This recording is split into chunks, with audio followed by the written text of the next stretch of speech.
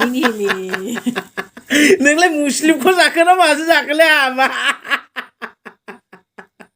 आयदा दा नोङो मुस्लिम गिदिरखौ खाबाय थायो दिखुन जारलाखौ जागोन नोंदो आयो आयो Hey guys, welcome back to my channel नोंथां So guys, for garama sarama ses होख्रावै सयथिनोबो कारे खुन्था माबा ट्रेन्सफर्मार माबा फमा थिखै गारामायानो से साफा पुरा माने गला जाजोबबाय सयथि गयखौ मानो गारहरनाय जलि लेखा नों फाया जानांगौ नङा नामा ओंखाम जाखांनानै गय जानांगौ दासो ओरै गाइसफोर जोंहा बिथांखौ बिदाय होनांसिगोन बारा गैला दिनै मा बार शुक्रबार ना शुक्रबार सुनिबार गाबोन सानसेल'सो थानो मोनसिगोन देवबारा 3टा बाजासिम थानो मोनगोन बिनि उनाव नोंखौ पस्टिं खालामनाय जासिगोन बेटा जोंहा डक्टर एजार दैमारिया न'निफ्राय पस्टिं जासिगोन गाइसफोर मोजाङै फरायहैथां मोजाङै थाहैथां खारन नोङो डक्टर जानो गोनां नंगौना नङा अरुणाचल प्रदेशआव थिनहरसिगोन बिथांखौ अरुणाचलाव आरो नोंलाय बबे स्कुलाव फरायगोन गाराला गार्लस स्कुलाव फरायगोन ना मा फरायगोन नोंलाय आयौ मबाइल सबल जोख्रांलाजोबगोन बे सयथिनोबो मोजां जिराय मोजां जिराय बबे स्कुलाव फरायगोन नोंलाय बबे स्कुलाव डायमन्डआव ना माहा माहा डायमन्डआव फरायगोन नामा बा बेनिफ्राय नैबे फिसाजो गेदेरखौबो डायमन्डआवसो हरनोसै आङो माबा नार्स जागोननो जोंहा फिसाजो गेदेरा नार्स कर्स जागोननो फिसाजो गेदेरखौ नार्स खालामनोसै फिसाला उन्दैखौ डक्टर खालामनोसै बेनिफ्राय नैबे फिसाजो उन्दैसिनखौ मा खालामनाया मोजां जागोनथाय मेदाम खालामनायासो मोजां जागोन नामा तेरेगा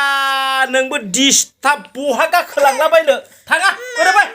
दावराव खाबाय थांनांदां मा ओइलाय नोमाया उनथिं दोङो नोमाया नार्स जानोसैनो बे तेजपुर इउनिभारसिटियाव नार्स कर्स खालामनो हैनोसै आङो थाबाय थादोंसै बेयो आरो नोंबो इउटुबार सोलोंदों नामा जोंहा फिसालाया इउटुबार जानो सोलोंबाय गाइसफोर बिफा बायदि खुगा गुवार सिना भिडिअ खालामनो हागोन नालाय नोङो सयथिनोबो आयौ इउटुबार जाया नों डक्टरसो जागोन बेटा डक्टर एजार दैमारि खालामबाय था दे भिडिअ खालाम गाइसफोर गाय नङा दै गाइसो होननानै बुंदों जोंहा हिन्जावा सिख्ला टाइमाव नार्स जानो बिराद आसा थाबाय बेसेरा आंबो लाबोफ्लांबाय ब्रा लाना खारबोबाय डास्टार बोरायजों मालायनि बारि गोसो थोलायनाय हमायाव मोना जाजानो गिनानै लाबोफ्लांबायब्रा मालायनि औवासुं बारि लाना खारबोबाय नार्स जानो आद्रा थाबाय बेसेरा मा बुंनो दा बिनिखाय आङो हाबा जाखांनानैब्लाबो गथ' सानै जाखांनानैब्लाबो बै तेजपुर इउनिभारसिटियावनो नार्स कर्सखौनो खालामहोनोसै नंदों आं गाइसफोर नों आंखौ खेबना भिडिअ खालाय आंबो नोंखौ खेबना भिडिअ खालायगोन लागाव बेटा भार्सेस मा होनना बुङो बेखौ बेटा भार्सेस बाप भार्सेस बेटा दिनोबो आंनि हिन्जावा आंनि खुगा गारामायाव मा दोङो होनना नायदों एसां गोसा बुंनाय भिडिअ खालामनो हायो मा दोङो होनना नायदों सयथिनोबो नायलायलायदों हिन्जावा आयदै लागाव जोदो बिनिया इउटुबारा माबायदिनो बुवा माथो बिराद इडिट खालामनो रोंगौ नोंलाय आयै र' मोजां र' बुवा माथो इडिट खालामनोबो रोंलायबाय नोंलाय बुवा ब्लेक एन्ड व्हाइट गोदोनि माबा थुइमिन र'जों हेमा मालिनीजों माबा शुटिं खालामनाय बायदि नुदों लागाव दे रोंदों खिन्थु नाहा इउटुबार नङा दे बेटा इउटुबार नङा डक्टरसो जानांगौ डक्टर लागाव रोंमारदों इडिट खालामनो रोंदों बेटाया बा लागाव सुपार हिट जादों सयथिनोबो सुपार जादों दे जागोन बेटा जागोन बाप साय बेटा होननायनिसो जासिगोन नामा नोंबो जाया दे दावराव सदा भिडिअ खालामनायफोराव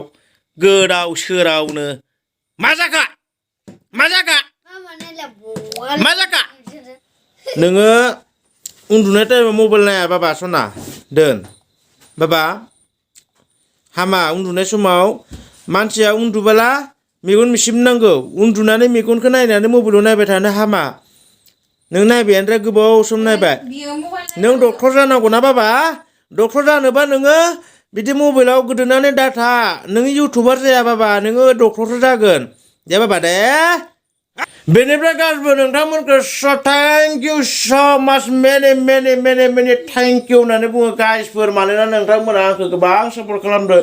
गोबां सापर्ट खालामनायनि थाखाय थेंक इउ मोजां कन्टेन्टखौ बाहाथो सानफ्रोमबो लाबोबाय थानो हानो गाइसफोर मा होननानै बुंनो खामानि मावना जाग्रा नालाय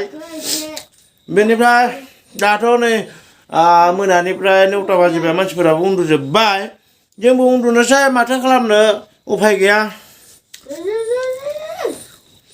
नों उन्दुआ होमबा नों उन्दुआ उन्दुआ